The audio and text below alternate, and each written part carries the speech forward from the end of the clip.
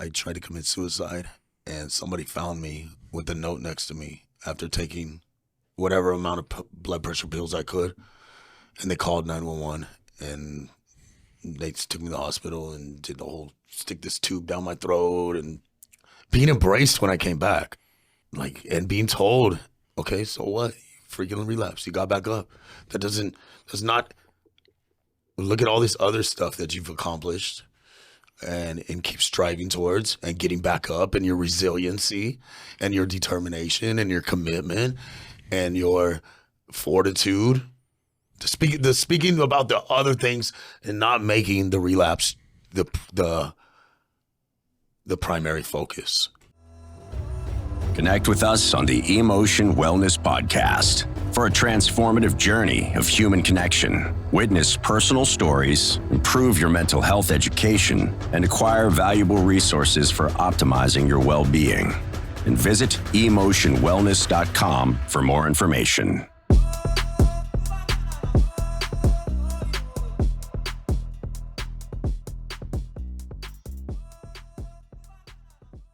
Welcome to the Emotion Wellness Podcast. My name's Jason Turner, and today we changed it up. I'm here with my buddy and best friend on the planet. I love this guy, Mr. Jamie Corliss. So, yes, very, very happy to be out of the office today. This is going to be all new, so Jamie has not assisted yet. So we are really excited about that, and we are here with another one of my favorite human beings. This guy's just an incredible spirit. You'll see it. It'll come through in the show today, Mr. Edward. Yes, I'm glad to be here, man. I'm glad to be a part of your first time facilitating. Yeah, assistant facilitator. Well, I facilitate a lot of other things, but I don't get to facilitate on here very often. When we were going to interview you, he was like, I want to be there. So fuck yeah, bro. So. And for anybody who is new to meeting Ed, his current position is a coaching intern at Emotion Wellness, which I'm sure we'll get into, but he worked really hard to assume that position. Thank you. There's been a lot of people helping me along the way, and it feels very valuable to have people that will also invest in me because they see me investing in myself. So it's been a great ride to this point, and it's almost like I always knew I had value, but I would show up in places and I would not feel like I was valued, and there was probably more that lived in me. But I felt like I just fell in God's timing, and all this is a real big part. Absolutely. And sometimes, a friend of mine a while back, years ago, had said, in my frustration around the industry, I always felt like an outsider. It was like I was literally talking, and I'm like, am I like, something wrong with me? No, this stuff just seems like common sense to me. And the industry at large was like, oh, we don't do that. And he phrased it in a way that made sense to me, which was that I just speak a different language, So I was speaking one language, they were speaking another, couldn't hear each other. And you definitely found your people, you know what I mean? And thank God.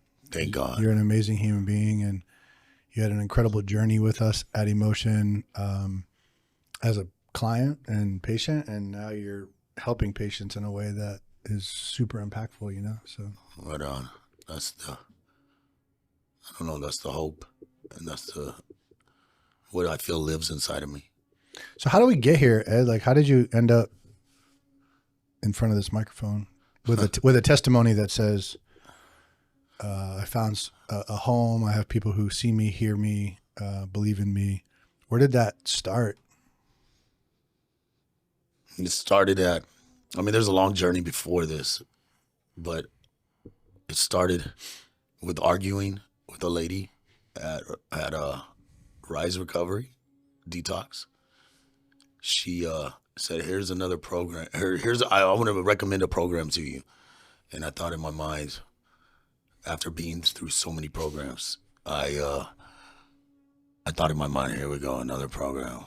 And then the wife's yelling, like, very assertive with me, saying, you need to at least go check it out. And I'm like, okay, I'll go check it out. And boom, I walk in the door, and I just feel the energy. I haven't even met anybody except for Nelly. And I remembered Nelly from Recovery in Motion, and just how it reminded me of when I was in the military training, or when I went through the fire academy, or when I played sports. Just the connection that, like, the it was just, you could feel it in the air. I knew before I even saw the gym or I saw the spaces. I said, "Oh my God, dude!" Like, it just felt right, and I hadn't felt that feeling, not that to any time in my life, except for with my wife in high school. Like, I knew I loved her, and that scared the hell out of me. So How many treatment centers had you been to before that? I think that brings a lot of value to feeling that feeling when you walk in, just pointing out how many different facilities you went to before that.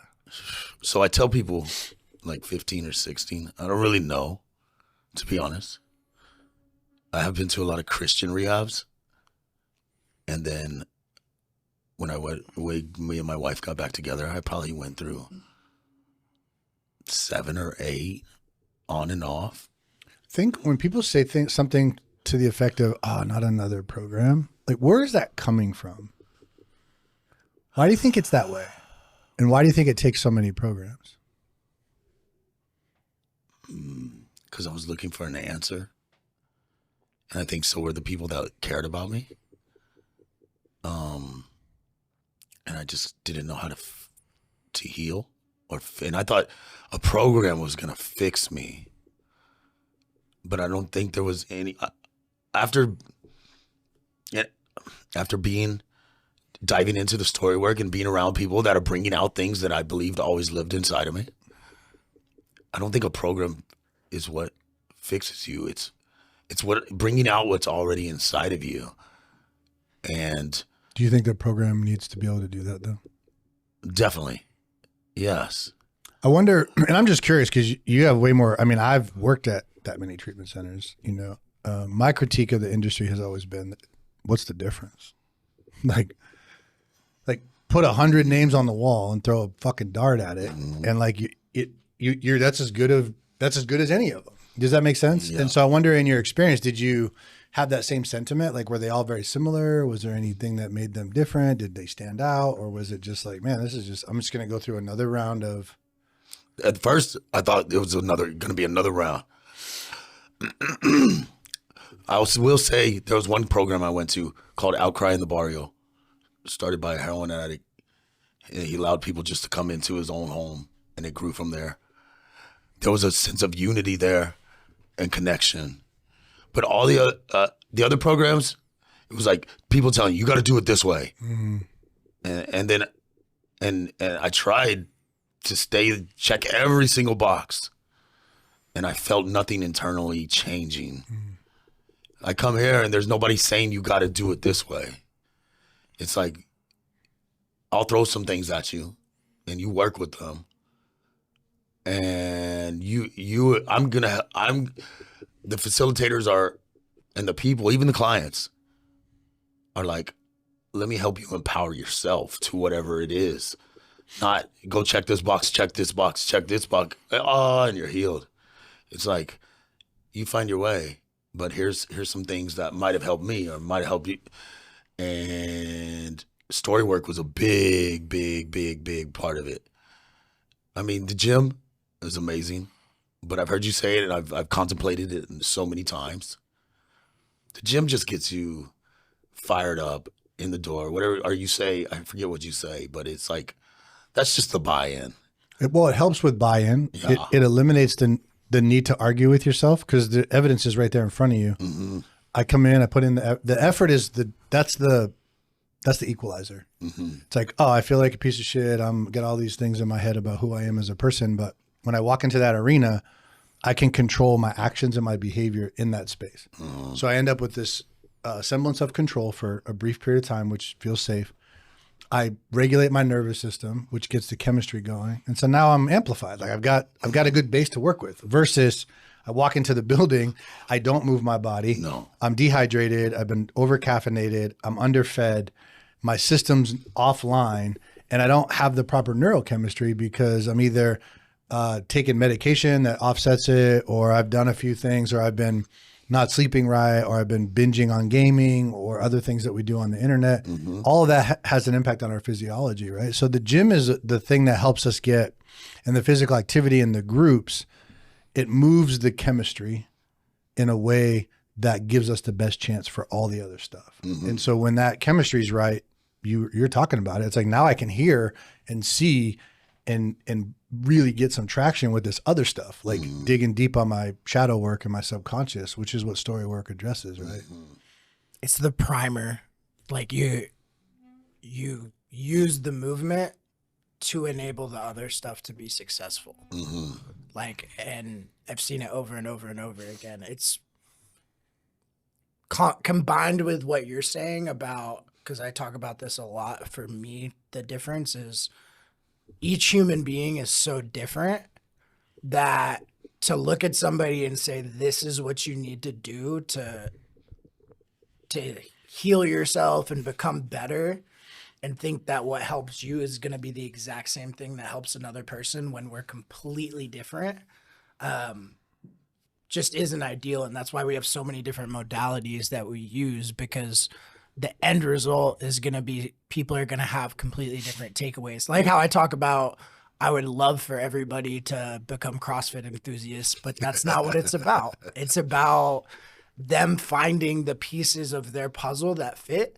And movement hopefully becomes one of those pieces because it's such a good primer, but it doesn't have to be in the way of CrossFit. It could be in the way of, and not CrossFit, functional movement. Yeah. I had bad habit of saying that because I like to compete in CrossFit, but it's the primer. It gets you ready for all the other stuff. And then instead of just throwing one modality at it, we throw a ton of modalities at it that are extremely powerful and based in science, which until I met Jason, I'd never seen anybody even talk about basing stuff in science.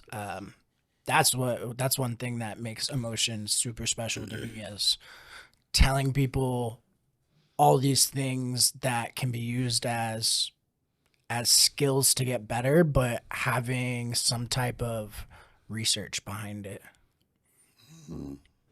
Let me add, can I add something? You can add whatever, dude. This is your show. So I've always liked the gym. I didn't know why. Like I played, like when I started playing football in high school, they had us in the gym doing 4 different movements, basic movements. But I always found, I didn't know why. I just liked it then. And I thought it got me acceptance, because after that, I started getting really into the gym.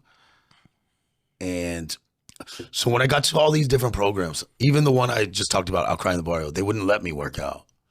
And the gym had always been, at that point, I mean, it got out of hand in the beginning. Like I went on and did things I shouldn't have been doing, you know, but to destroy my body. That was the first drug I ever took part in for about 4 years, was steroids. But I always knew there was something in the gym with movement. And I would get to these programs, even the one, they would tell me, you can't work out. That you're just using that as a, and I see what they were saying, but that they would tell me, you're not putting yourself, you're just concentrating on working out and blah, blah, blah, blah. So when I got to emotion, and I would hide in the bathroom and do push-ups and like they would, and then they told me at this program I had to learn all 66 books of the Bible in a row before I could do push-ups again. And I learned them all real quick so I could work out. So that's awesome. But I always knew it. I didn't know why. Like there was it, but it started making sense when I get here in the workout. And then I'm like, I would talk to my wife a lot, and I would say, the working out just calms me the fuck down, man. And then it made sense hearing what you just talked about, and that it slows the mind down so it can receive information, so it's not all over the way I interpret. So the mind's not all over the place. Like it regulates the human body and the mind so it can receive. And I love how you talked about the science behind everything. And because digging into that, and I'm at the very infancy, I'm seeing how if I do the movement and it calms me down, then the brain is ready to rewire itself, I guess, or make new neural pathways. Yeah, it's optimized. I mean, we can do another show about all the science, but like you literally produced the nootropic factor that makes brain cells grow.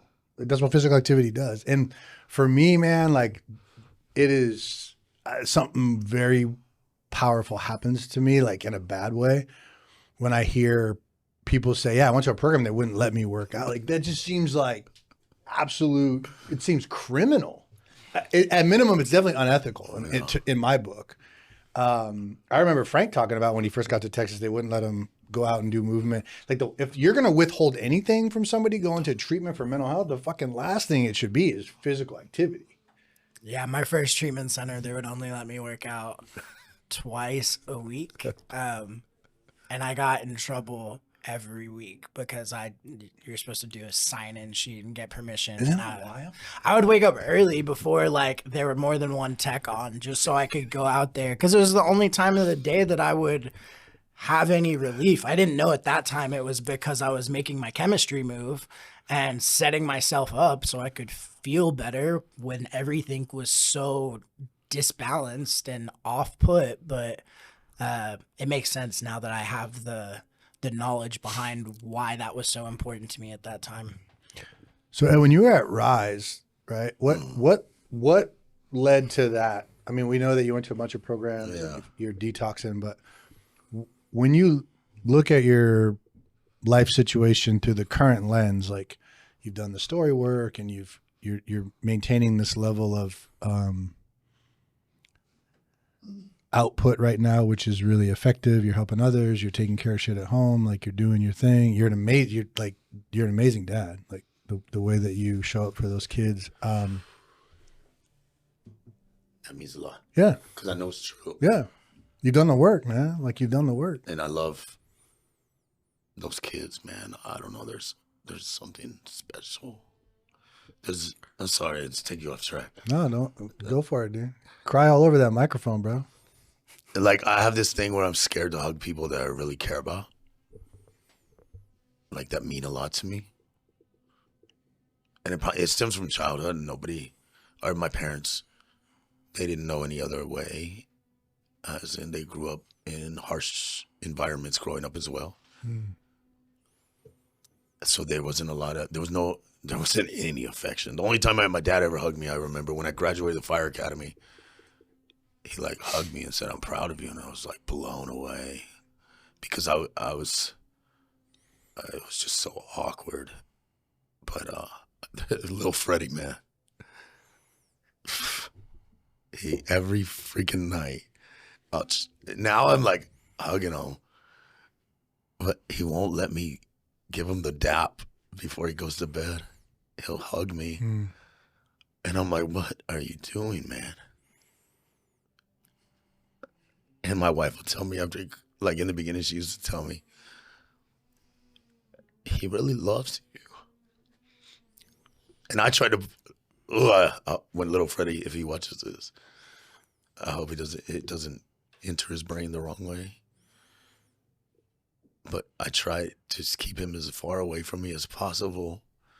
In the fact of, like, I loved him, but I was scared I would hurt him and lead him in the wrong direction. What do you think now? That I'm leading him in the right direction, and I'm building such a. He's an amazing human being, man.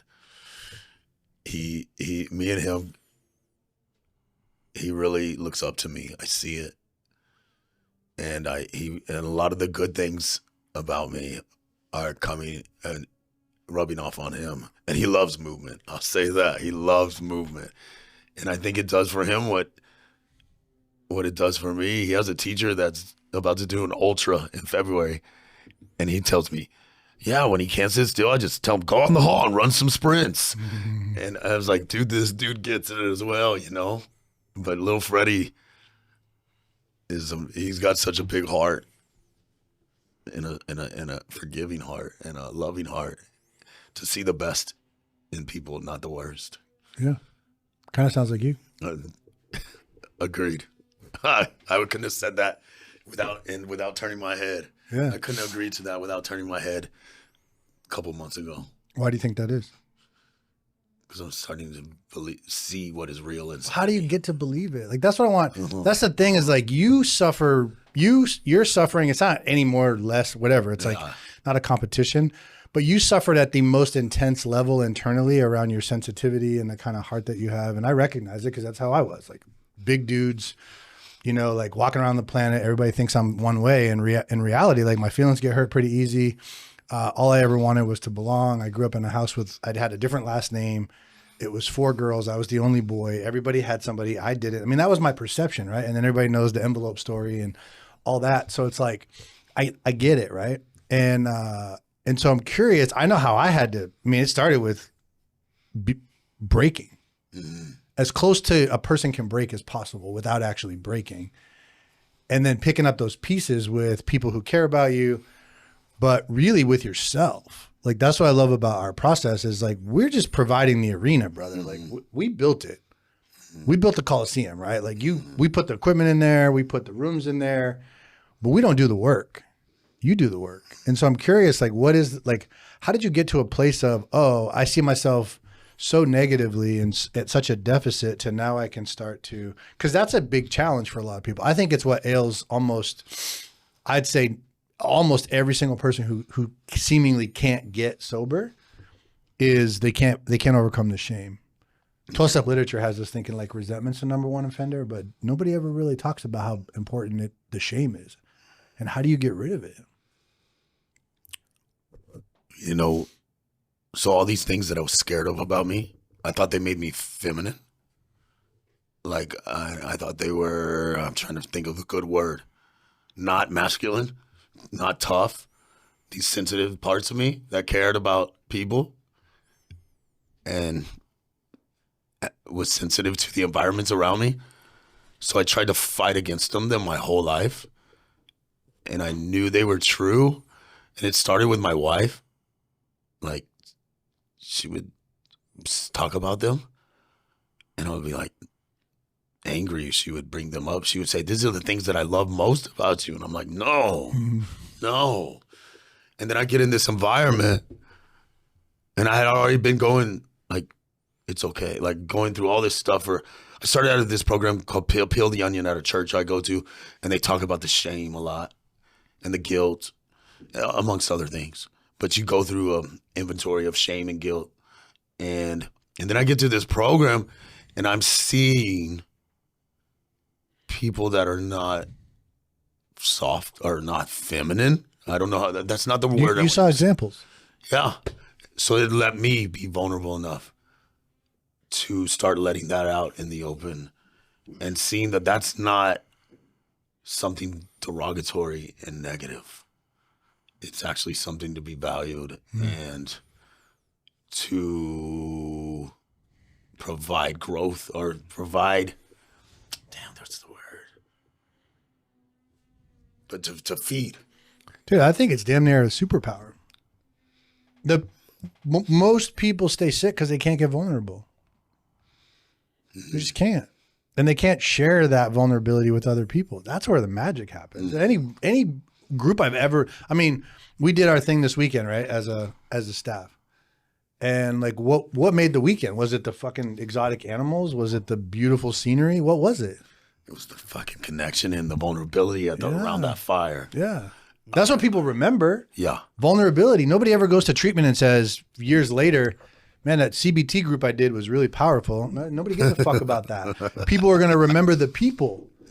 And what I see a lot of is like, there's a lot of people out there who just they haven't done their own work, and they're put into positions to like drive vans, and they're not really ready. And it's a lot of stress, and they don't know how to engage. I mean, look, we got one treatment center that we work with, and the guy drives the van over and sits in the van while the clients are, he can't do it himself, right? And I don't know what, I'm not here to judge it. I'm just saying, like, or you've got inexperienced, not very well trained. They have a lot of stress and a ton of responsibility. They're not getting paid a lot of, I mean, we've done this to our industry, right? And it doesn't help that the reimbursements don't really help us to pay people what they're truly worth, right? And so you end up with these paraprofessionals who are doing the best they can, but oftentimes it's coming from a wounded place. They're taking shit personally. They're projecting onto the clients. They've got an attitude. I mean, how many times have you ever heard someone say they went to a treatment center and there's always that one asshole that works at the treatment center? There's always one. Yeah. You know, and we've been told how many times, like, we don't have that one. There isn't that one. It's like, we're just really in that place of embracing the authenticity and the vulnerability. And I'm so glad that you jumped on board, because you just have it, dude. Like, you almost can't help yourself. It's just like who you are, right? So let that light shine as bright as it can, because what I've seen from you is much like myself, much like this guy, the juice for us is in how much light we can shine. And the challenge will be how much light can we receive, right? It's like the receiving part that we will generally struggle with. And I don't necessarily think that's a terrible thing, you know, wanting to shed light on others. No, not at all. No, I agree with you. It's I don't know. It lines up with me. So you joined us. You had a pretty solid streak, but you needed to do a few things. And would you mind talking more about the things that you looked at yourself and said, oh, I got to try a few different things if I'm going to, because I don't want to make it sound like you just come to emotion and then everything changes, right? It's not how it works. Like, lots change, and I think people make a lot of traction, but you're a really good example in my experience of somebody who's like, I'm going to do what it takes. Like, I found something, I don't want to lose it. Yeah, there was a certain pattern that happened for a while, which I think if that is addressed publicly to people, it will help a lot of people know that the stigma that the journey into sobriety doesn't always look like abstinence straight away. And that has no implication on if you're doing a good job or not. Right on. My time at Emotion, well, man, my mind goes so many places. I mean, of course, there's been relapses while I've been at Emotion, and there's been relapses before Emotion. But the relapses were the exact same, as in get to a place of frustration with my body, plus frustration with people around me that I care about, get frustration with myself, can't change what is in the moment, as in my body's to a point of exhaustion and breaking down. And then in the past, it was push even harder. And that's still what I want to do. But hearing it's okay not to push. But we're going back to the relapses. In the past, they would just destroy me internally. Like, I failed again. Even after one relapse, I tried to commit suicide, and somebody found me with a note next to me after taking whatever amount of blood pressure pills I could, and they called 911, and they took me to the hospital and did the whole stick this tube down my throat and throw it all up. But that's another story.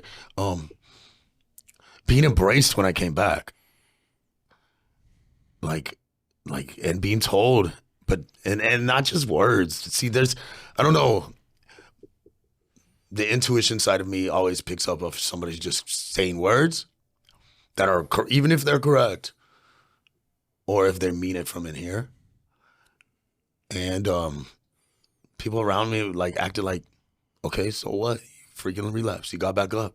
Does not look at all this other stuff that you've accomplished and keep striving towards and getting back up, and your resiliency and your determination and your commitment and your fortitude. Speaking about the other things and not making the relapse the primary focus. And oh man, you know, I went down to Mexico and did some plant medicine, and it was inexpensive and highly talked about plant medicine. And then I did some other ones there. But the biggest thing I learned there, and I brought it back to emotion with me. So we would do these things called temazcals every Sunday, these sweat lodges. And of course I thought, going into the first one, oh, I fucking been in saunas before. I can do this shit.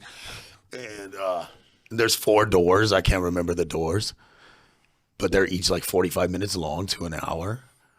And it's super hard and it's black. You can't even see your hand in front of your face.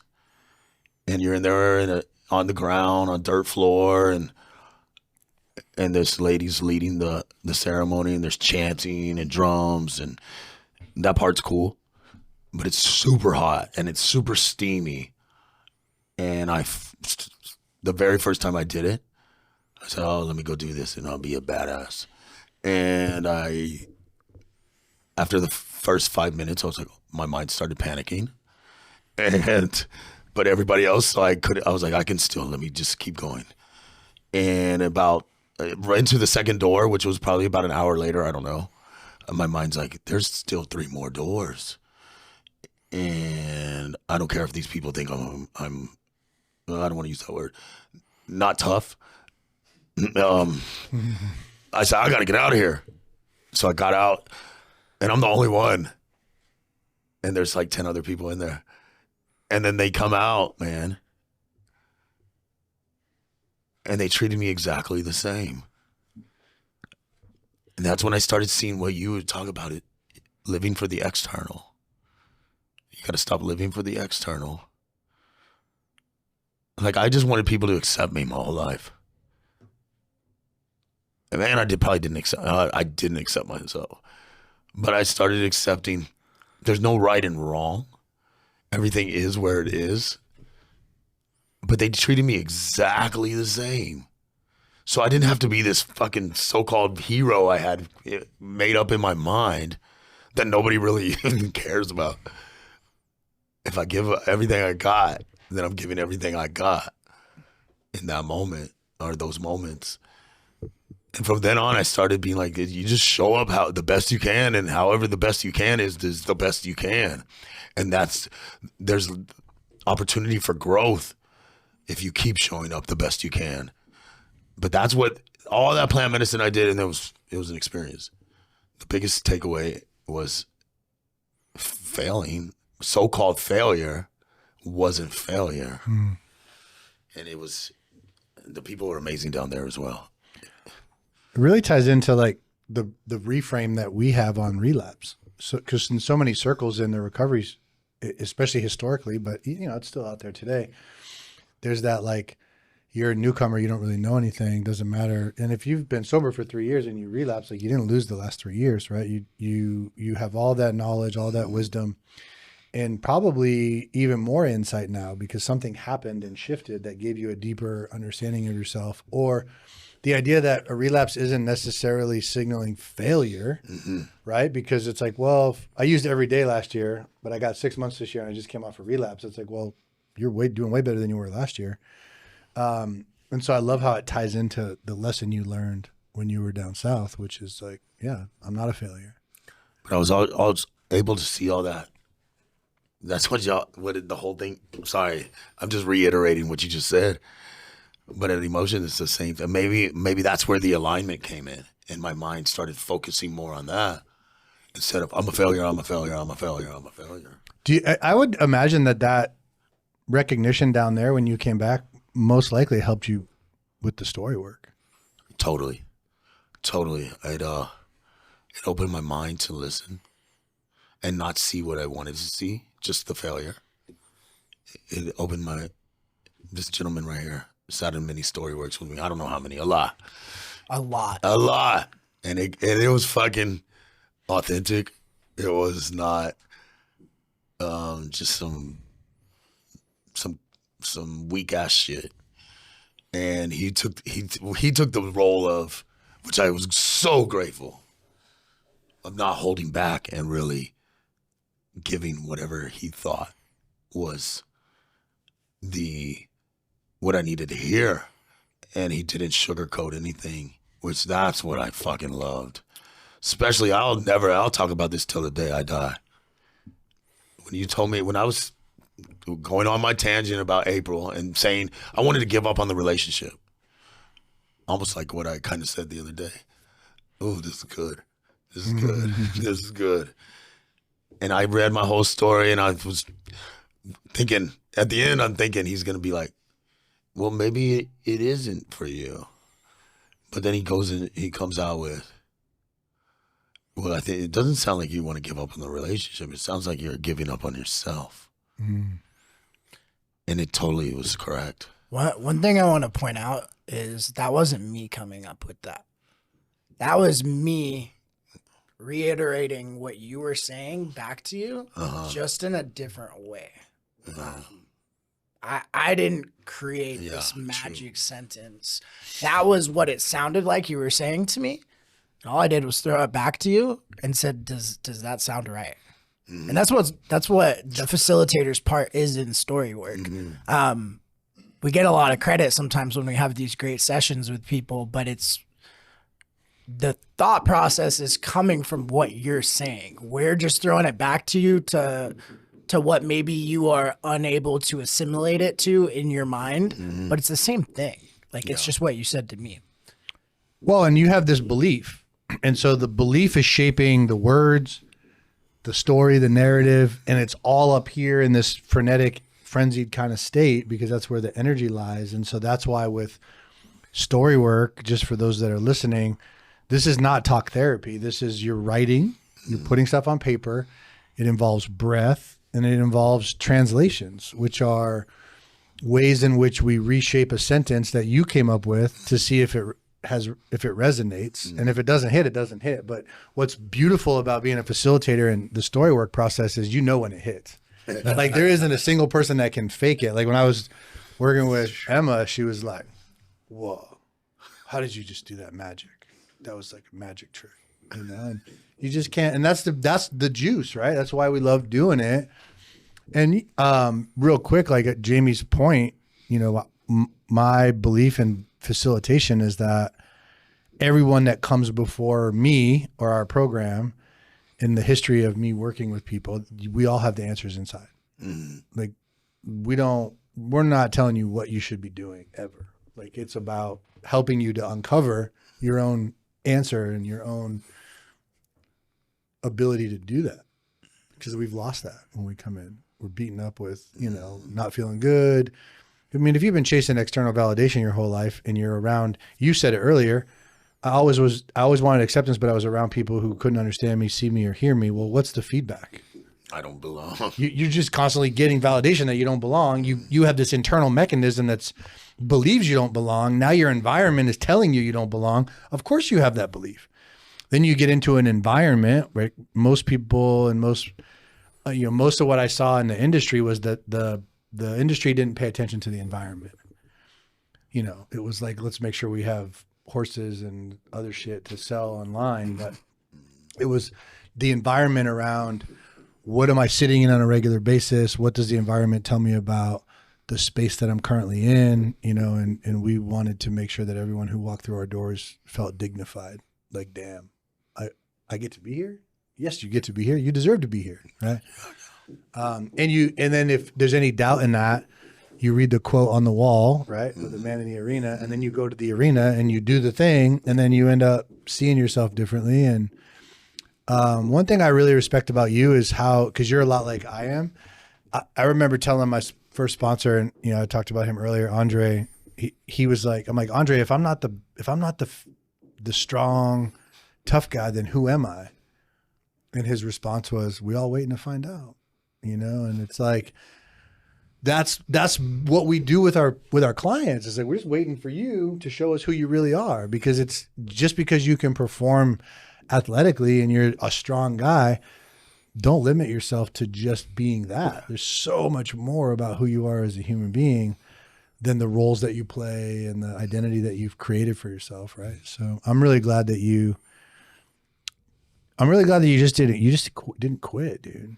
You know, there's a real testimony in that. So many people say, fuck it. Yeah. Yeah. Just to recap, too, for the people that don't know you, Ed. So 15 to 17 treatment centers. Then you go to Rise. You come to Emotion. You have this series of lots of progress happening, relapse, lots of progress happening, relapse, good growth happening, but still this trying to break the story of it's a fail when you relapse, and then you go leave for a little bit, do the plant medicine, which helps to even more so open up that ability to believe that a failure in your mind really isn't a failure. And then you come back to Emotion, dive headfirst into the story work, approach movement differently, no longer look at it as a way to prove yourself to people, but as a tool to open yourself up to the other modalities that are offered. Then what happens?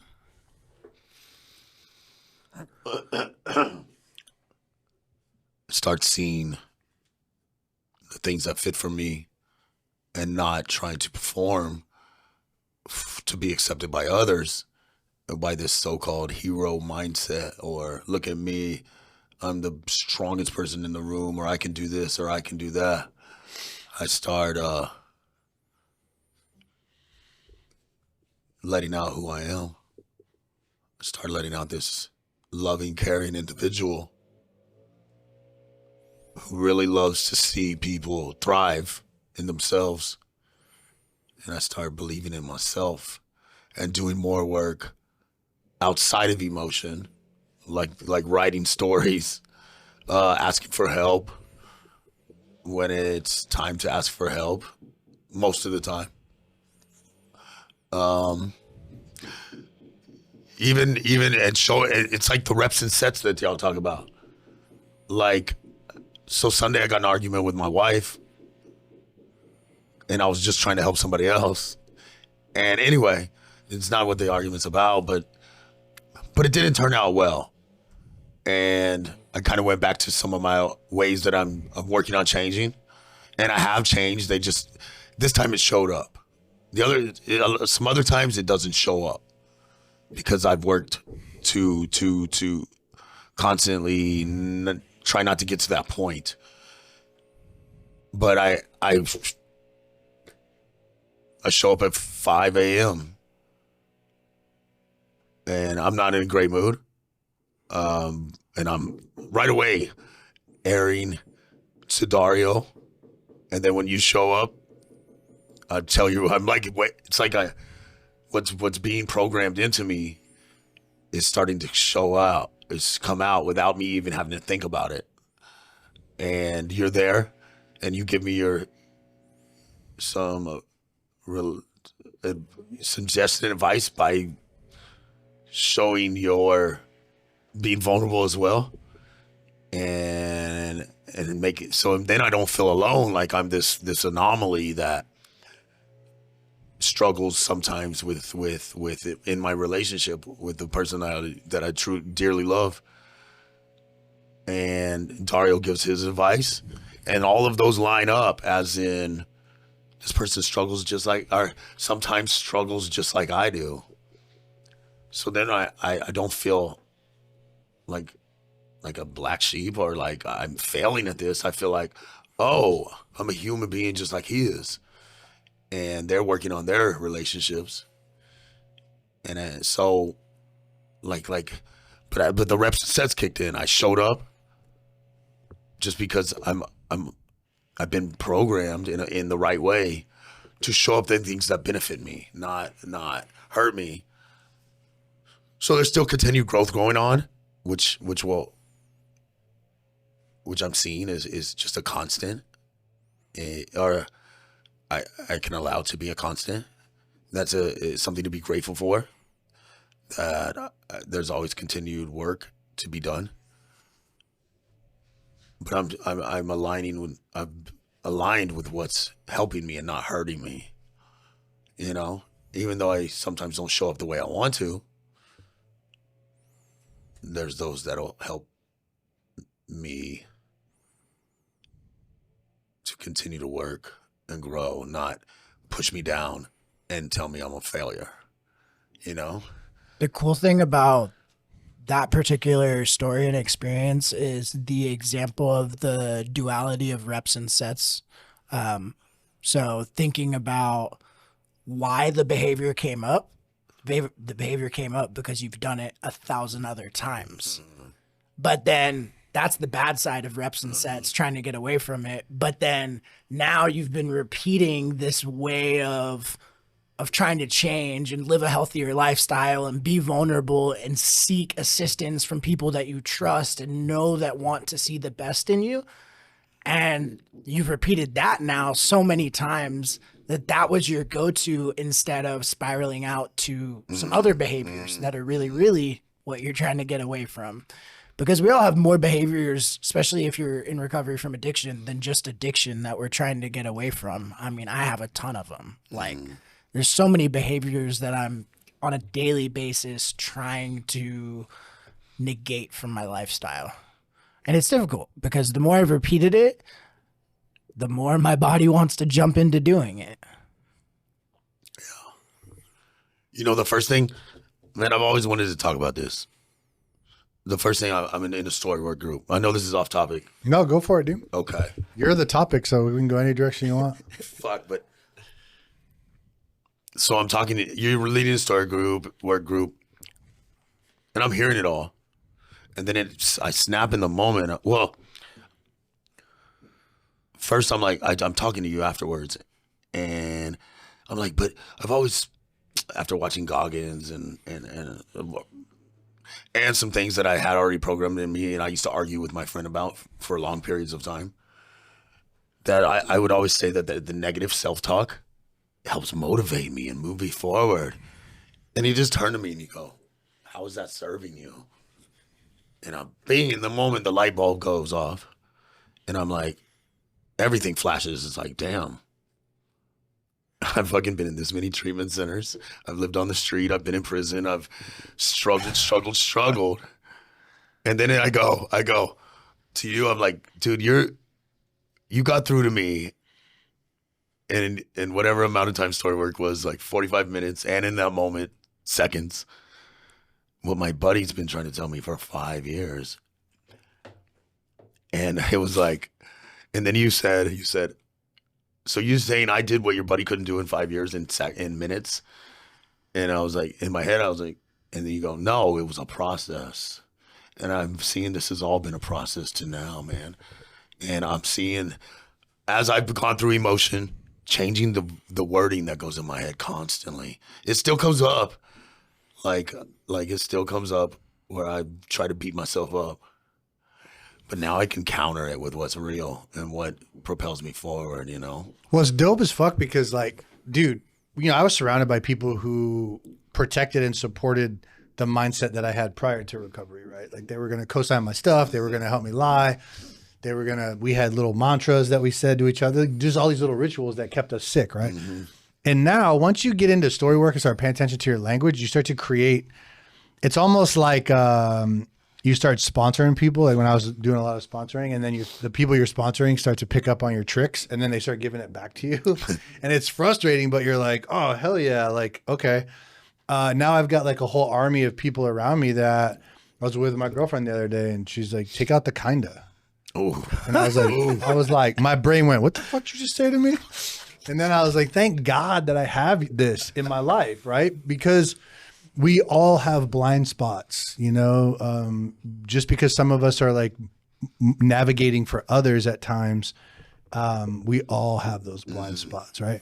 And, you know, I think of it in terms of like, when your field yields crops, when did those get planted? It wasn't the night before. No, months or a year before. The soil had to be prepped. You had to have the seed. You had to have the right temperature. You know what I mean? There's a lot of factors that go into that, right? So we've been wearing ourselves down with our own behavior and our own ass whoopings for however long.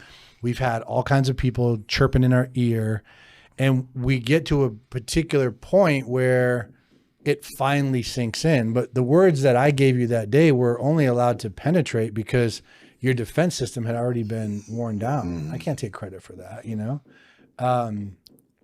And I will also say the form and function of questions is so far superior to talking at people. So I came from a very heavy 12-step oriented background, and it was a lot of Socratic formula and directive talking, and like you're like trying to convince people.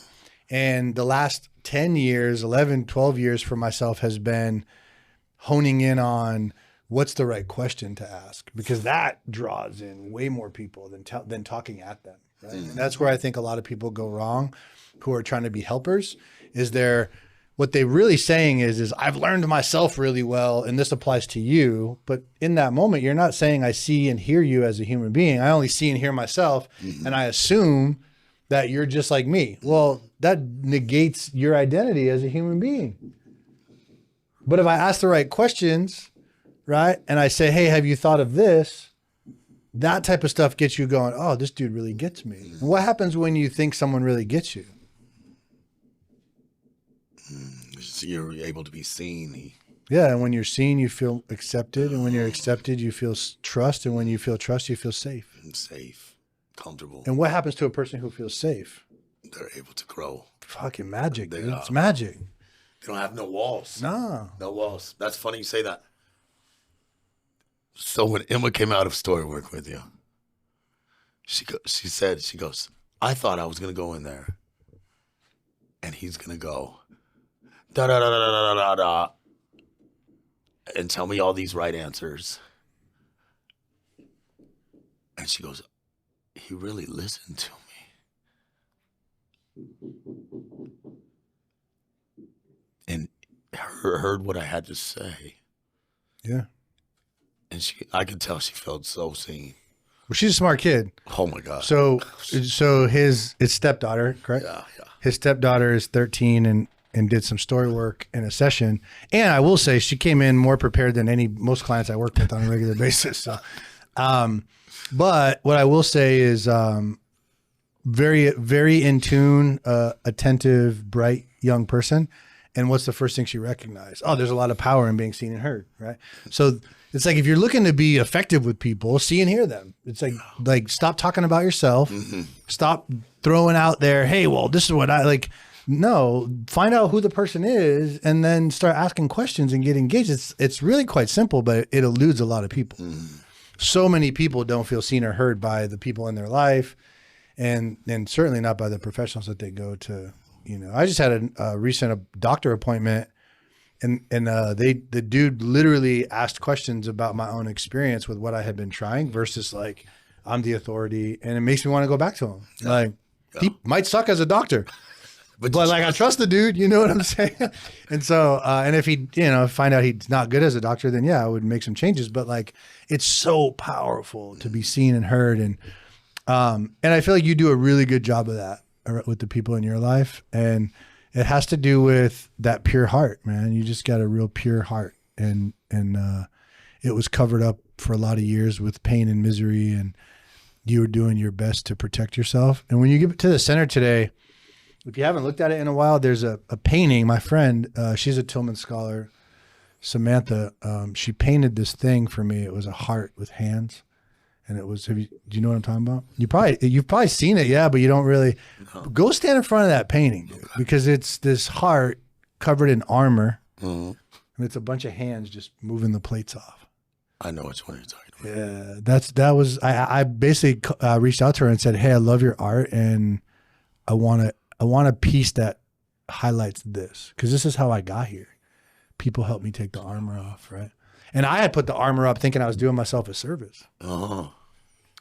And then you realize that the prison I created was locked from the inside. And I was literally sitting on the key the whole time. It's wild.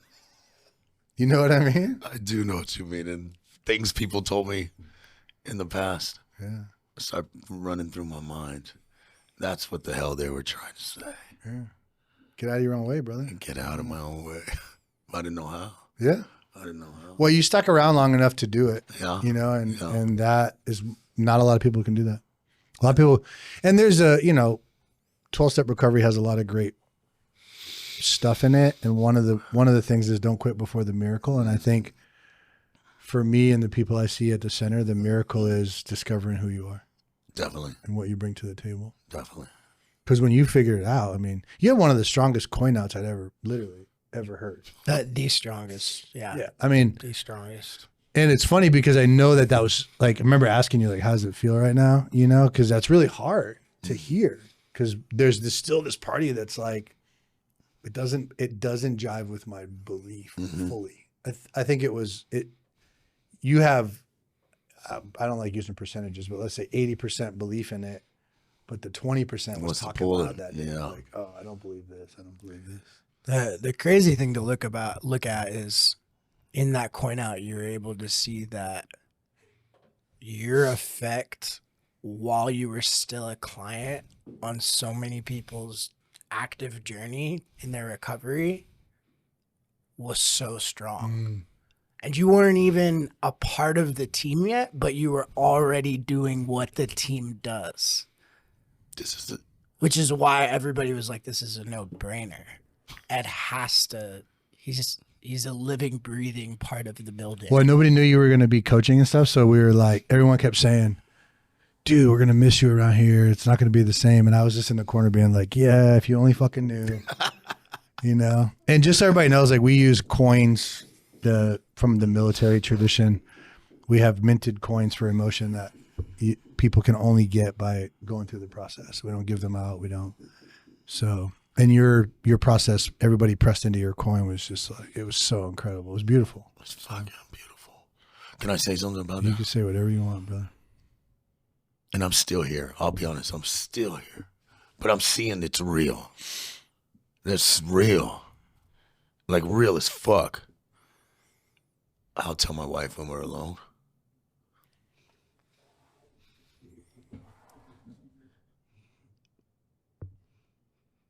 I wish I could see what all these people talk about. So I could understand it. To know what I'm doing. Because,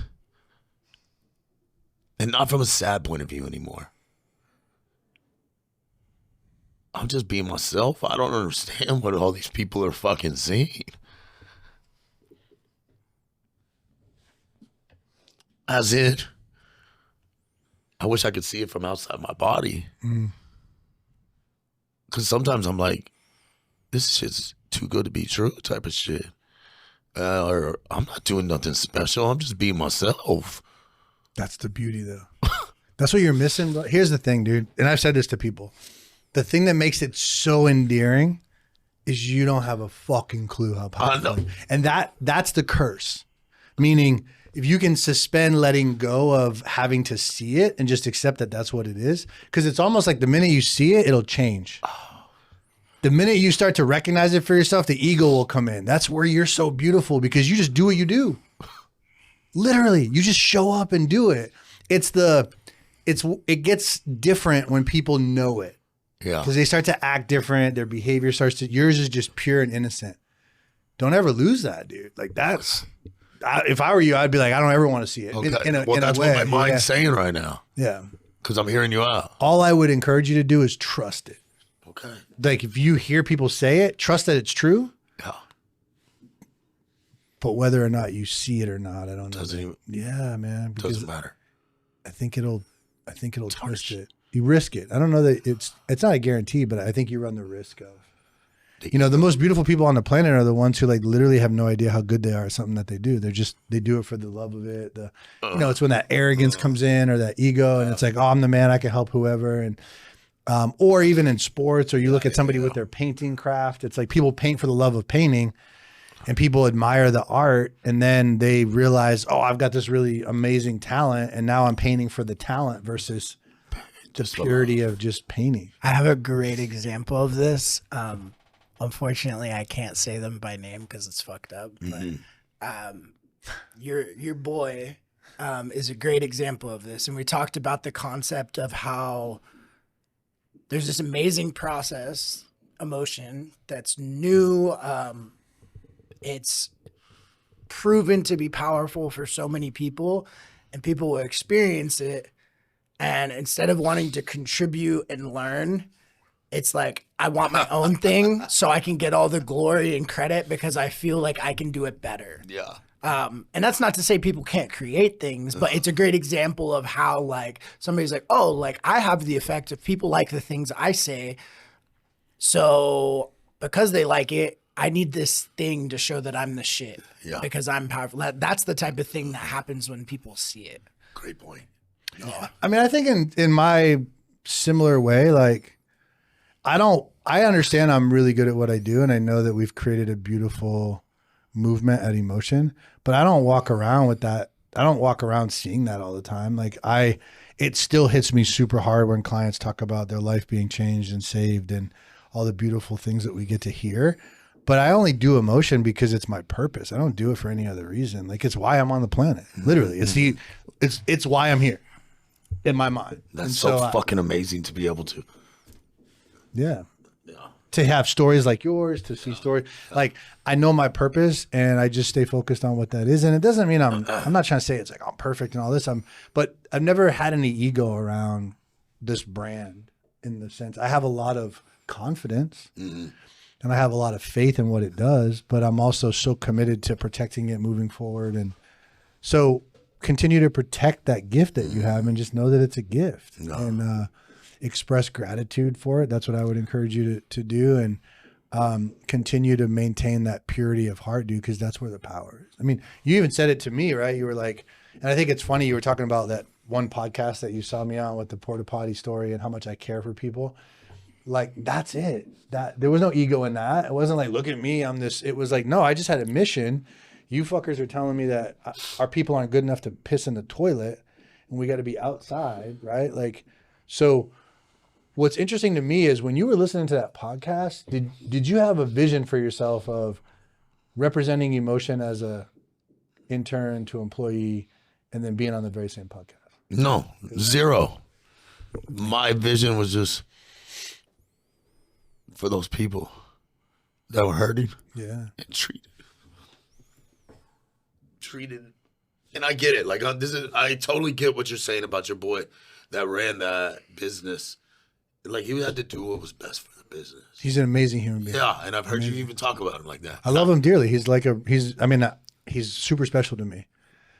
And that's the stigma around the fucking human. And in that town, the owners of those rehabs did it. They created it. The people they were supposed to help, they were doing this thing that were hurting them, you know? So yeah, man, it's our job. It's our mission. We have this gift. You know, you have this super attractive spirit. So for people, it's like, I didn't even ask you today about your drug use. Why? Oh, dude, I was going to bring that up. We'll have Lars edit it. Jamie, cut to Jamie. No. Like, I was just saying, it's crazy how our brains work. Like, there was no talk about what's your substance of choice? Like, what was it like? What were the crazy things that happened? Like, that's not what the story is about. And it's so freaking awesome. I just think it's cool how our brains work the same on that. I agree. So I'm sitting on the back porch this morning, drinking my coffee, and I'm like trying to act like I know. What am I going to say? What am I going to do? And my mind always was like, went to the war stories. But the war stories are to me, they're meaningless. I mean, there's a purpose to it. There can be a purpose, but like y'all saying, nothing about the drug of choice, because that shit's not. That's not all of who I am. You went to war, dude. Yeah. It's not the war story. It's the war that you fought, like which was to reclaim yourself, accept your sensitivity. Embrace the purity of heart, love people. You know, that's the shit that's real. Like, I would much rather listen to you talk about your Freddie giving him hugs at night and like how hard that was for you, but you leaned into it, than like how much fucking drugs you did. Who cares? Yeah, it's meaningless. Like, how powerful is it that like I struggle with these issues? I used chemicals to like avoid myself and make my belief system around me not being good enough even stronger and more valid. I got hooked on a process. I changed, and now I'm embracing this thing called love and like really leaning into it, even though I'm terrified and I don't have to use over it. Like, it doesn't matter what it was. we got the message. The story can be told without all the explicatives around how you use and all that. That's a hard word to say. We'll just take that one out. Just edit that part. I hate words like that. But you get what I'm saying, though. It's like the message is way stronger without it. And that's the beauty at emotion. The concentration isn't on the. Yeah. In fact, war stories are dangerous because they create a cue in the brain. There's some of you call them triggers. Other people might call them associations, but they are intricately linked in a pathway, and you start talking about that stuff, and then you start craving, and people wonder why they go to a process known as group therapy, and they want to get high. Right on. It's pretty simple. So, man, I love and appreciate you, dude. Like, you are one of my favorite people. That's legit, and I feel like I'm surrounded by a lot of my favorite people. Lars is one, Jamie's one, and this room today is like testament to that. And so I just want to ask you one last question before, I don't know if Jamie has any, but what, in your mind, what seems to have given you the most traction that you're currently experiencing? Because you have a lot of success right now. You just got through this situation where could have went, I mean, I think that's something you used to use over, right? It is something I used to use over. So what's allowing you to have the success that you're currently having? Being authentic to myself, and not expecting perfection, and leaning into those around me. It's almost like having an army, and not being afraid to lean into those around me, but seeing that I have the power inside of me, and I can do hard shit that isn't always associated with physical hard shit, but I can do mentally and emotionally hard shit, and I can fall, but get back up, and my falls don't have to look like the falls that they used to be. I can fall and admit I didn't handle a situation the way I wanted to handle it. I can admit that to myself. That's okay. It's okay to be human. And I'm grateful to be with, like you said, people that I love, man. I truly love, and I haven't even known them that long. And that's the beauty. That's part of the beauty. But and I can get back up and keep doing the things that serve me and aren't bringing me down. I don't have to blow everything up. I don't have to destroy everything. I can just get back up. Any last thoughts? No, I just want to say how excited I am to see what the next chapter holds for you. It's cool to get you on the podcast at this point because you're entering the next stage of your journey of where this person who you've identified that's caring, loving, desires to help people, can be masculine and still show emotion and vulnerable and use that as a strength to build up other men and other people, what he's going to do with it over the next coming year. I'm excited. It's going to be really cool. It is going to be fucking cool, bro. And I'm blessed to be along for the ride. Hell yeah. Hell yeah. Hell yeah. Hell yeah. Well, we thank you for joining us on today's show. You can find us at emotion.wellness.therapy on Instagram. Also, emotion.wellness.podcast. And then our website, emotionwellness.com. Thank you for connecting with us on today's episode of the Emotion Podcast, where we discuss all things mental health. Connect every week as we explore incredibly intimate stories of persistence and hope, delve into mental health education, and explore valuable resources.